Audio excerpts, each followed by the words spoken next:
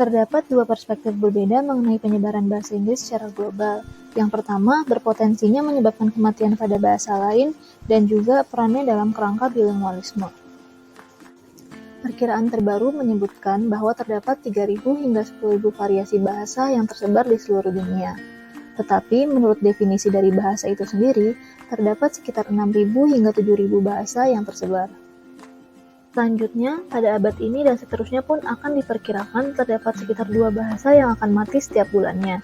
Trudgill menyatakan ulasannya mengenai sebuah buku pada tahun 1998, di mana dari sekitar 6.000 bahasa yang tersebar di seluruh dunia, akan ada 3.000 bahasa yang saat ini sedang dalam proses kepunahan dan 2.400 lainnya yang sudah terancam punah.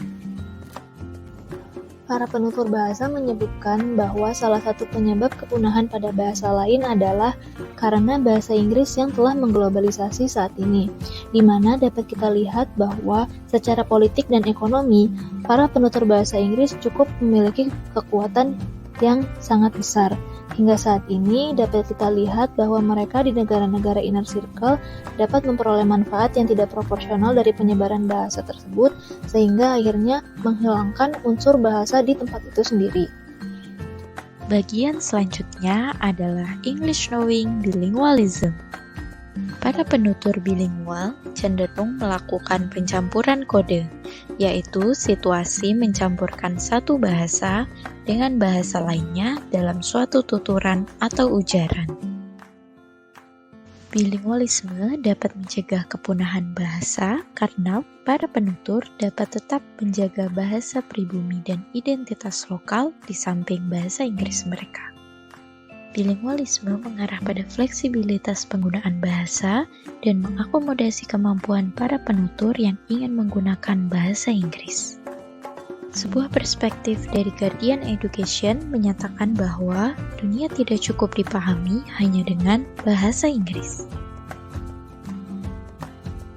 Oleh sebab itu, orang-orang perlu mengembangkan kompetensi interkultural dan menghargai hubungan antara penutur monolingual dan bilingual.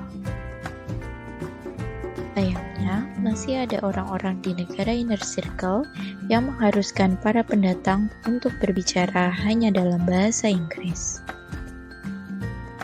Orientasi monolingual di banyak penutur bahasa Inggris L1 dianggap dapat menyebabkan masalah dalam konteks internasional. Mereka sering tidak menyadari keterampilan linguistik para bilingual yang sebenarnya jauh lebih luas. Para monolingual L1 ini juga cenderung menerima begitu saja bahwa bahasa Inggris yang mereka gunakan adalah yang paling senior dalam hierarki bahasa Inggris. Ironisnya, banyak dari penutur monolingual L1 ini juga termasuk ke pengguna bahasa Inggris sebagai international lingua franca yang paling tidak terampil dibandingkan penutur lainnya. Mereka dianggap paling tidak mampu melatih keterampilan akomodasinya. Maksudnya di sini adalah keterampilan bahasa untuk memfasilitasi komunikasi secara internasional dengan berbagai macam penutur bahasa Inggris yang berbeda di seluruh dunia. Para monolingual L1 ini juga merupakan yang paling bias terhadap variasi bahasa Inggris lainnya, baik itu untuk bahasa Inggris yang non-standar dalam konteks L1 maupun bahasa Inggris non-standar dalam konteks L2.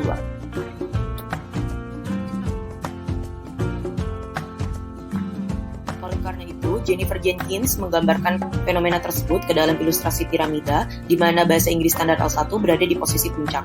Posisi ini pasti hampir selalu merujuk pada bahasa Inggris yang dituturkan oleh sejumlah kecil orang di Inggris dan Amerika Utara.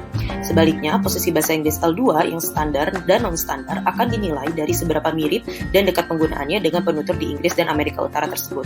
Ketidakadilan akan hierarki penggunaan bahasa ini kemudian melahirkan rekonseptualisasi yang memprioritaskan bahasa Inggris sebagai komunikasi internasional dengan mempertimbangkan signifikansi dari English Knowing Bilingualism.